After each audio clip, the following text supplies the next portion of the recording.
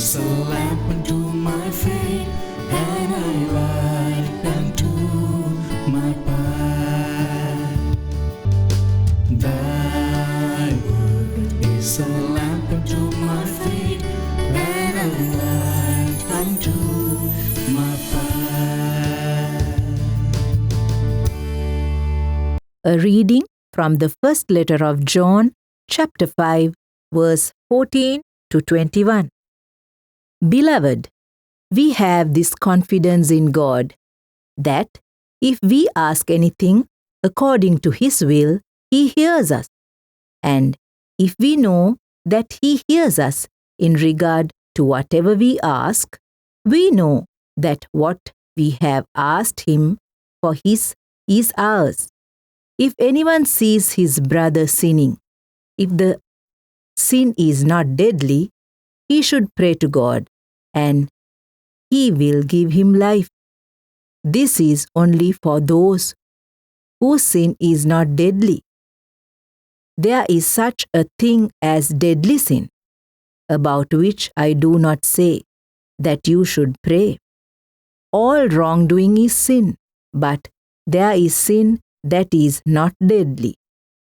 We know that no one begotten by God sins, but the one begotten by God He protects, and the evil one cannot touch him.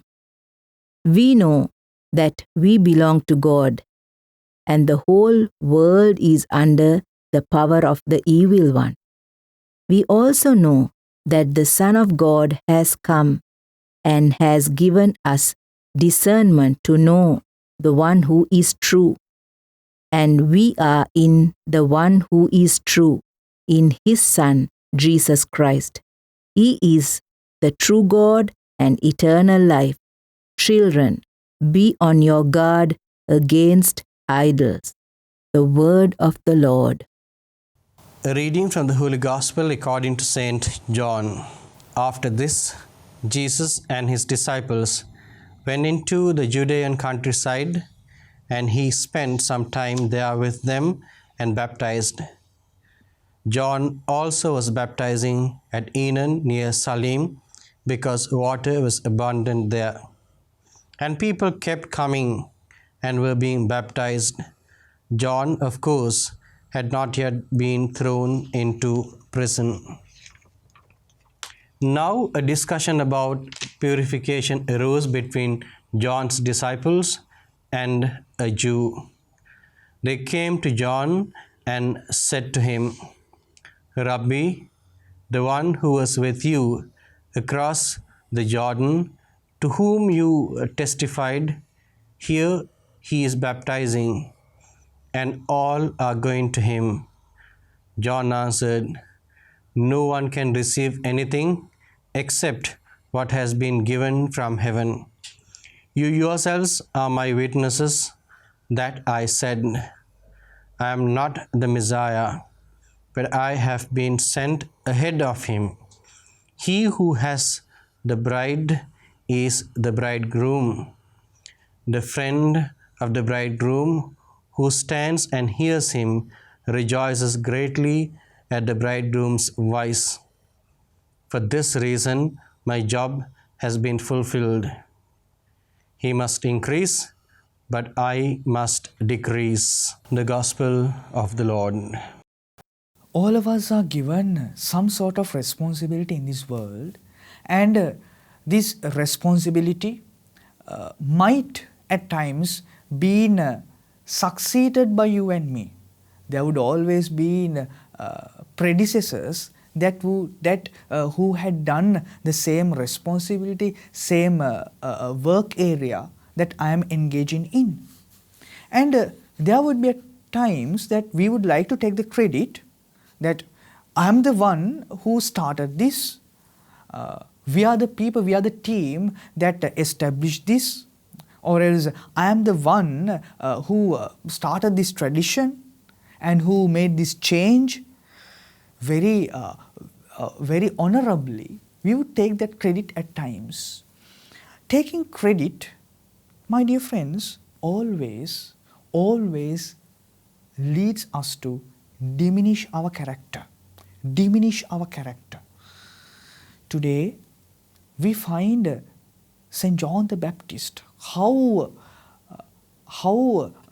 very humbly, how he confronts the disciples that would come to him and accused Jesus. It is St. John the Baptist who began to baptize people at the River Jordan. Rather, it is St. John the Baptist who instituted, who firstly made this sacrament.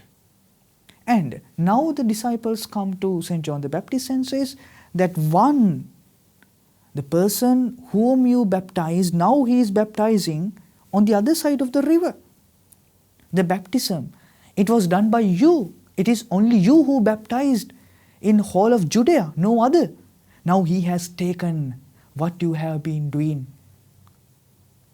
And these disciples wanted St. John the Baptist to stop it and to tell him that I am the one who started this. How can you begin without my permission? But see the understanding, the deeper spirituality of St. John the Baptist. He would say, it is the bridegroom who owns the bride. Who owns the bride. And now here, the bridegroom is Jesus and the bride is the church or the people. Now the people is owned by the bridegroom. I am no more. I was his friend. I was looking after the bride until he comes. Now the bridegroom has come. I have to depart. I have to take the leave. I have to take the back seat and give the bride to the one who is owned by. It is not I who own the bride. It is a bridegroom who owns the bride. Thereby, he says, I should decrease, he should increase. In order to increase him, I should take back. I should take a step back. Today, how far have we become so humble? Have we become so down to earth in our dealings, my dear friends? In our dealings, always remember, we should decrease in ourselves in order that the Lord would increase in ourselves. And the more we decrease and the more we become humble, the more the Lord will increase us. The more the Lord will take us to a higher level.